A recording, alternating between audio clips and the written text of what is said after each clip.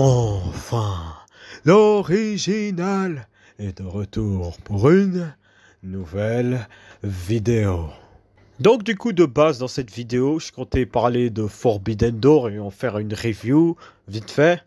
Mais en regardant sur YouTube, j'ai eu plein de recommandations sur une situation concernant le fils de Rampage Jackson, du coup Raja Jackson. Et pour les personnes du coup qui connaissent pas c'est qui Rampage Jackson, c'est un boxeur américain qui est semi-connu dans le catch par rapport au fait qu'il est venu à Impact pour hyper son match qu'il a eu contre...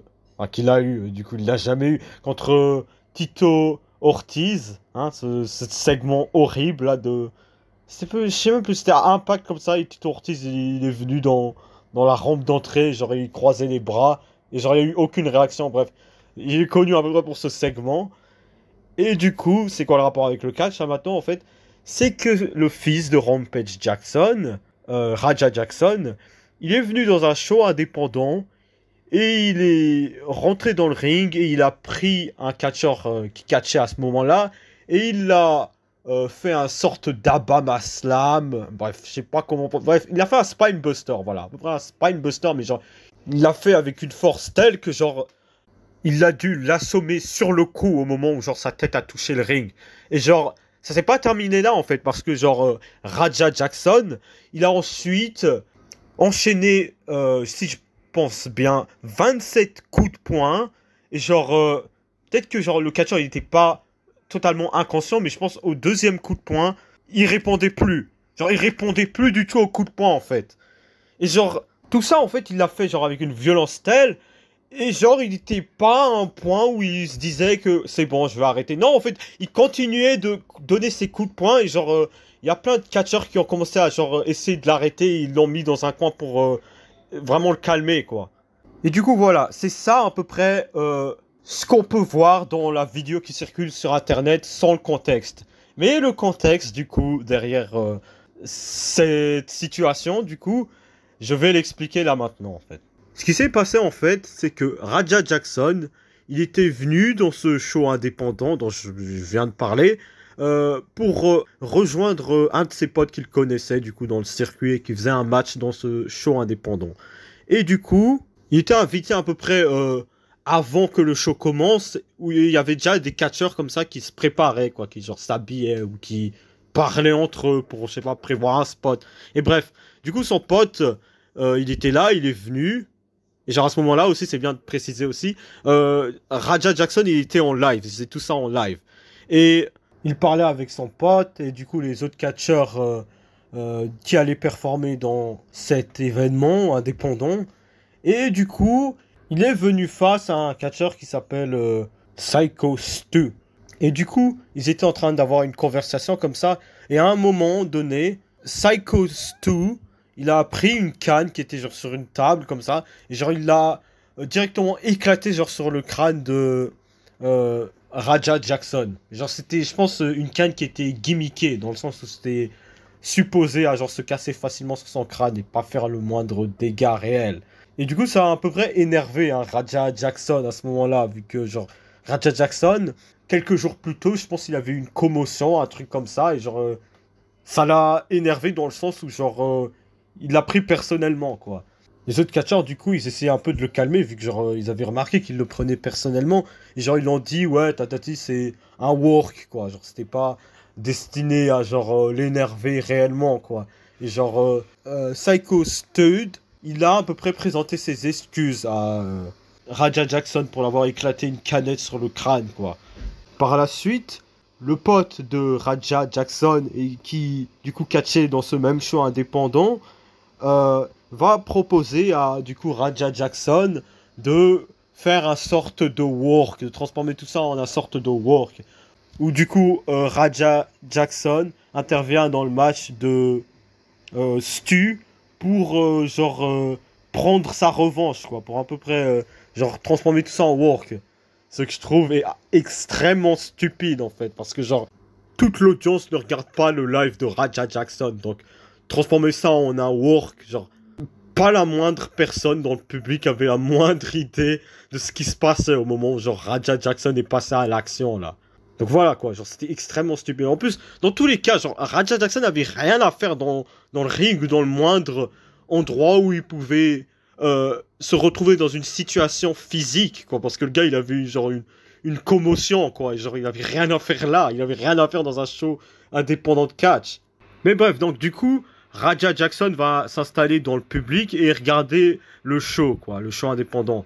Et vu que, du coup, j'ai dit c'est un show indépendant, il y aura du coup plusieurs matchs qui vont se dérouler avant, du coup, le match de Stu, ben voilà, de Stu, quoi.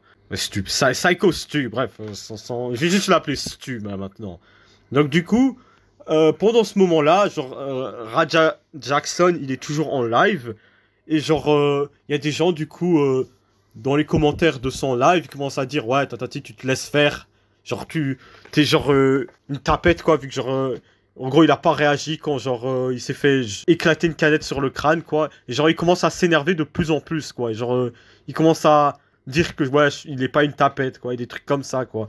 Et genre, du coup, dans l'idée où ça devait être juste un work, où il devait juste donner un simple faux coup de poing à Stu, mais du coup ça va tourner d'une autre manière, ça va prendre une tournure des plus dramatiques, vu que du coup Raja Jackson, après s'être fait chambrer du coup par les gens de son live, qu'il traite de tapette parce qu'il n'a pas agi dans le moment, mais du coup Raja Jackson va se dire qu'il va legit tabasser Stu et genre reprendre sa revanche quoi, genre il va montrer qu'il est pas une tapette quoi, genre parce que genre des gars de 12 ans dans son live ont dit ah t'es une tapette bref.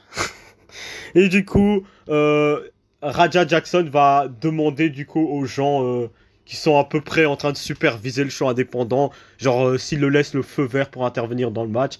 Et genre au moment où genre Stu il a son match, du coup Raja Jackson va rentrer dans le ring, il n'y a pas de barricade du coup, il va juste se lever de sa chaise et il va directement rentrer dans le ring. Il va attendre que Stu fasse une prise sur un autre catcheur et du coup directement au moment où Stu se retourne, Raja Jackson va le prendre à peu près par surprise et va le faire une spinebuster qui va du coup l'assommer directement sur le coup sans doute.